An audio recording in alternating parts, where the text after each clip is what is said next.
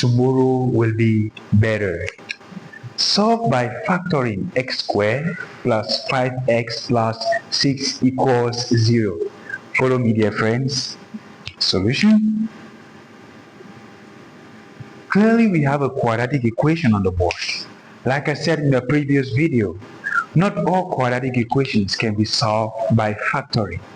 However, there are a couple of them which can be solved by this method, which is quite practical and simple.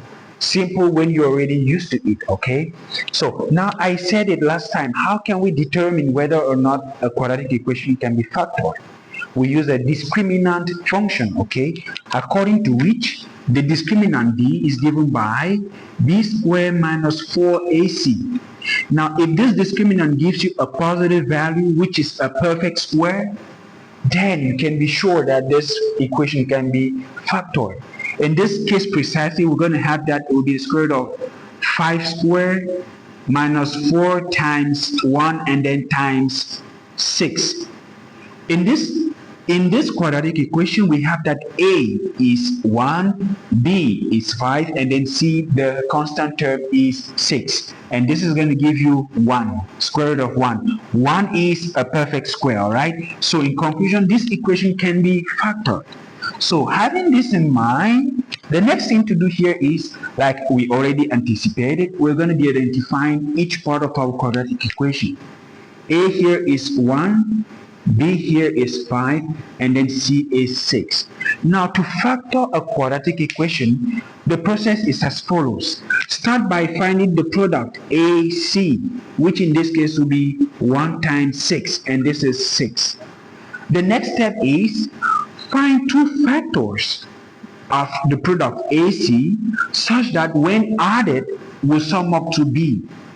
Again, find two factors of AC such that when added will sum up to B.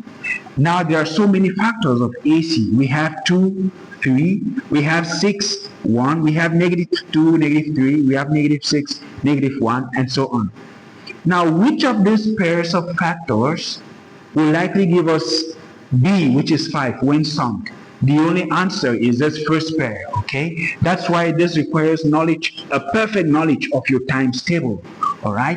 So, having identified that the two factors here, factors of AC, is 2 and 3, we will proceed by replacing our b by these two factors, okay? So, and we will write it as follows.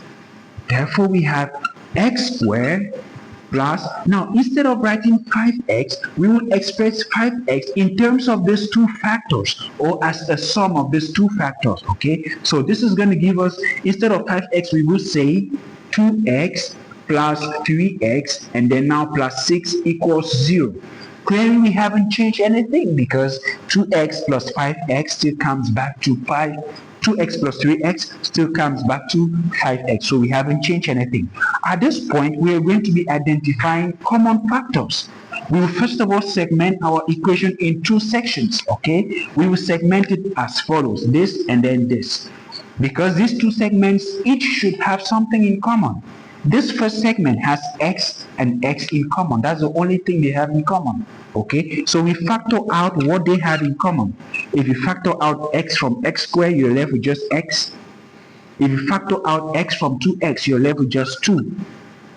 There is a plus sign here. Now, in the second segment, you have to be careful. X is not common, but there is a 3, okay, which is common. So I factor out 3 here, which is common, and here I'll be left with just an x. When you factor out 3 from 6, you're left with just 2. Is equal to 0. At this point, we're going to be very attentive to notice that there is x plus 2 here, and there's also x plus 2 here. Now, to make you see it very simpler and easier, I'm going to let this to be some sort of a d, all right? A d. So this is d. In essence, we're having xd plus 3d equals 0. So there's d here and there's d here. What am I going to do with this d? I'll simply factor out the d, and then if I factor out d from this x, d, I'm left with just x, and then here if I factor out d, I'm left with just 3. But hey, what is d?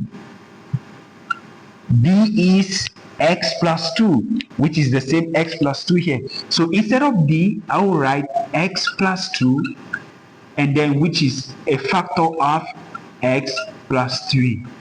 This should be equal to 0 as said initially. Here we have completely factored the quadratic term. Now let us solve the quadratic equation.